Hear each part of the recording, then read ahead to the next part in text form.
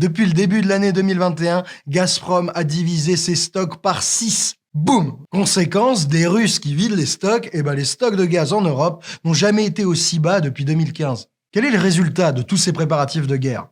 Sans stock de gaz et avec tous les fournisseurs non russes qui sont déjà poussés au maximum, l'Union européenne se retrouve avec 0 marge de manœuvre pour s'émanciper du gaz russe. Et, bonus non négligeable, Poutine a aussi donné un avant-goût à tous les dirigeants européens de ce que ça pouvait leur coûter, à la fois politiquement et économiquement, de manquer de gaz. C'est dans ce contexte où il tient l'Europe par la peau du gaz comme jamais que Poutine décide d'attaquer l'Ukraine.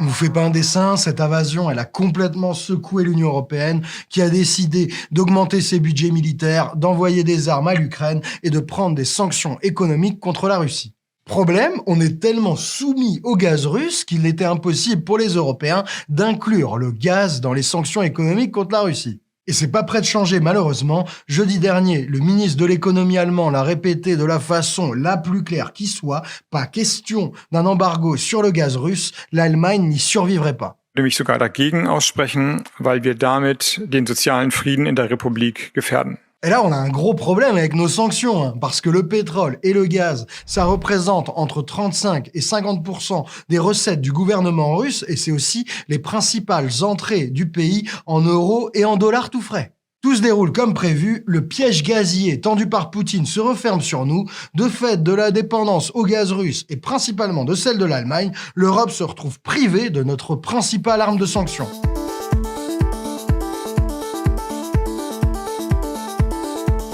Que doit-on craindre?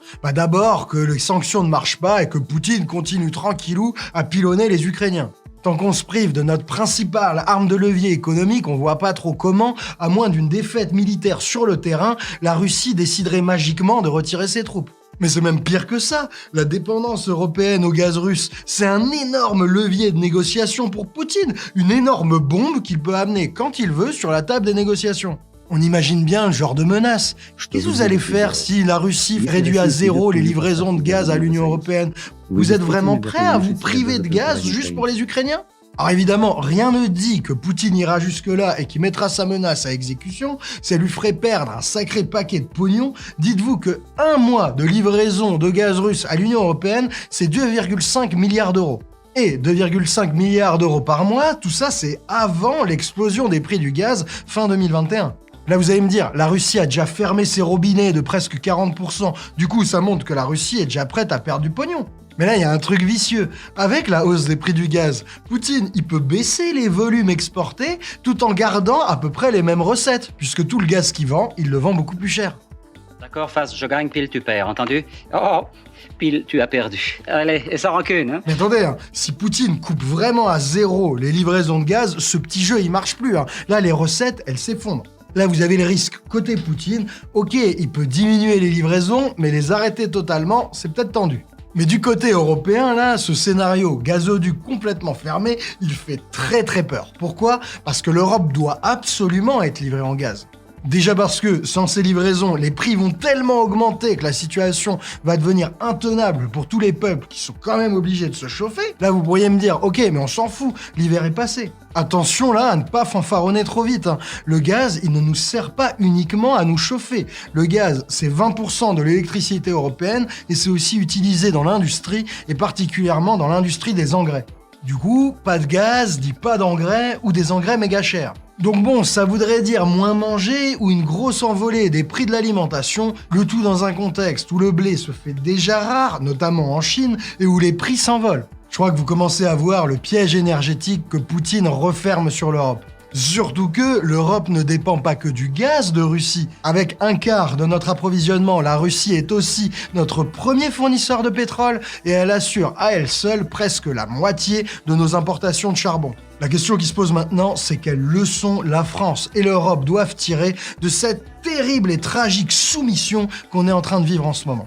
Alors déjà, on comprend que dépendre que d'un nombre resserré de fournisseurs pour des matériaux essentiels, ça veut dire se mettre dans une position de faiblesse géopolitique. La leçon à en tirer est évidente, il faut absolument et au plus vite reconquérir notre souveraineté énergétique et ça veut dire, je vous fais pas de dessin, sortir de notre dépendance au gaz et au pétrole fossile qu'on est obligé d'importer. Et là, s'il vous plaît, gardez bien ça en tête quand vous entendrez parler de transition énergétique bas carbone, de nucléaire, d'éoliennes, de panneaux solaires, de voitures électriques. Tout ça, c'est pas juste un truc nécessaire et indispensable pour le climat. C'est pas juste un caprice d'écolos, de bobos ou de amish. C'est la condition de notre indépendance et de notre souveraineté. Réussir cette transition énergétique, c'est la condition pour ne pas rester éternellement un nain géopolitique qui se fait marcher dessus. Alors bien entendu, avec cette transition énergétique bas carbone, il faudra faire méga attention à ne pas nous rendre dépendants d'un nouveau fournisseur en situation hégémonique. Super, on sera moins dépendant de la Russie, mais si c'est pour être dépendant des États-Unis ou de la Chine, qu'est-ce qu'on a gagné ? Voilà pourquoi, sur Osons Comprendre, on va commencer à regarder finement quelle relation de dépendance implique chaque énergie bas carbone. On va voir si nous appuyer sur le nucléaire, c'est nous rendre complètement dépendants à de l'uranium importé du Niger. Ou si alors, à l'inverse, c'est plutôt la condition d'une indépendance à la De Gaulle. Ça, c'est un peu les deux clichés qu'on entend. On va aussi réfléchir aux enjeux d'indépendance posés par les énergies renouvelables. Parce que oui, bien sûr, le soleil et le vent, ils sont en Europe, mais il faut bien importer ces technologies, il faut bien les construire. Et là, il y a le poids écrasant de la Chine dans la production des panneaux solaires ou dans le raffinage de certains métaux. Ça vaut pour les panneaux solaires, mais ça vaut aussi pour les batteries de véhicules électriques. Tout ça, faudra regarder. Vous l'avez compris, hors de question qu'on troque une dépendance russe pour une autre dépendance qui pourrait être pire à l'avenir. Face à ces dépendances en matériaux absolument stratégiques, le Covid, ça a été un premier choc. Pénurie de masques, pénurie de certains médicaments, maintenant pénurie de semi-conducteurs ou pénurie de bois.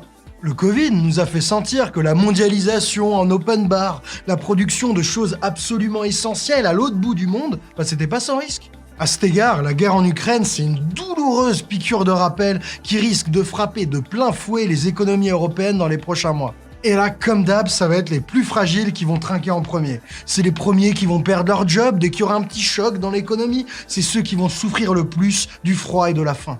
Je pense qu'on a tous besoin de bien comprendre ces enjeux de dépendance pour les connecter aux choix énergétiques, aux choix politiques qui ont été faits dans ces dernières années, pour mieux s'attendre à ce qui va nous arriver dans les prochains mois et puis pour ne pas taper inutilement